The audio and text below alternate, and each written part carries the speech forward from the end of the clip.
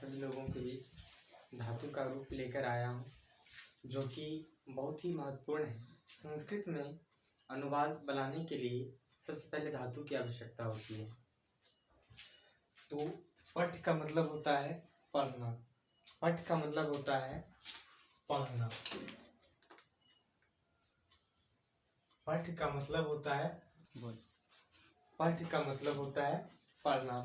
पढ़ना का मूल धातु जो है वो पठ है, क्योंकि पठ से ही बना है पठती, इसलिए पढ़ना का जो मूल धातु होता है वो पठ होता है।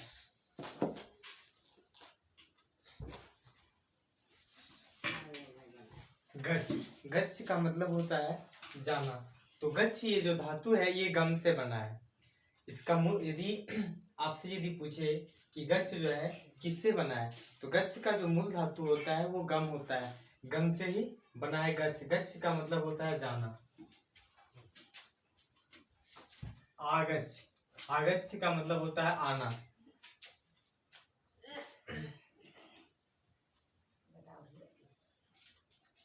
पीव, पीव का मतलब होता है पीना। पीना का मूल धातु पा है, क्योंकि पा से ही बना है पीव। तिष्ठ, तिष्ठ का मतलब होता है ठहरना। तिष्ठ का मूल धातु है आस्था। पश्य का मतलब होता है देखना।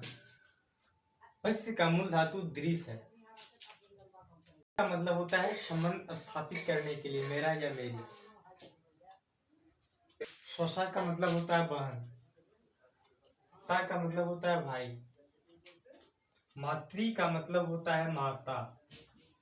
पितृ का मतलब होता है पिता। मति का मतलब होता है बुद्धि। इदम का मतलब होता है यह। कति का मतलब होता है कितना। यति मतलब होता है जितना। जिग्र का मतलब होता है सूंघना। अश्रु का मतलब होता है आंसू। श्रृणु का मतलब होता है सुनना। गौ का मतलब होता है गाय। अक्षोटम माने अनार। आपनम का मतलब होता है बाजार। भव, भव का मतलब होता है होना। तो भव का मूल धातु भू है, क्योंकि भू से ही बना है भव। अस्थायिनी का मतलब होता है ठहरने वाला, एक लंबे समय तक ठहरने वाला। इस बार 2021 में पूछे गए प्रश्न। आत्मन का मतलब होता है आत्मा। संस्कृत में सरित का मतलब होता है नदी। वारिणी मतलब जल।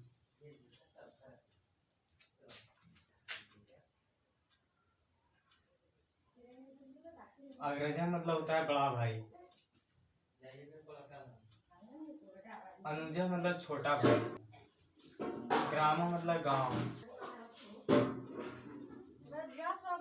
धेनु मतलब होता है दूध देने वाली गाय। अमृत फलम मतलब होता है अमरूद। अमृत फलम का मतलब होता है अमरूद। अवगच्छति का मतलब होता है पास जाता है। अणु का मतलब होता है छोटा पदार्थ, किसी भी पदार्थ का सबसे छोटा टुकड़ा जिसको नग्न आंखों से नहीं देखा जा सकता है। तकम का मतलब होता है किताब। हस्त का मतलब होता है हाथ। मस्तिष्कम मतलब होता है माथा। कलमैन का मतलब होता है कलम। नृ मतलब होता है मस्तिष्कम का मतलब होता है माथा या सिर। नृ का मतलब होता है मनुष्य। शीतलम का मतलब होता है ठंडा जल। पुष्पम का मतलब होता है फूल। दुग्धम का मतलब होता है दूध। आप इस चैनल को जरूर सब्सक्राइब करें। सब्सक्राइब और लाइक और कमेंट जरूर करें।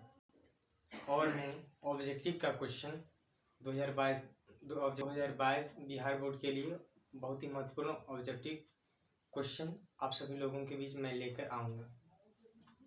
धन्यवाद।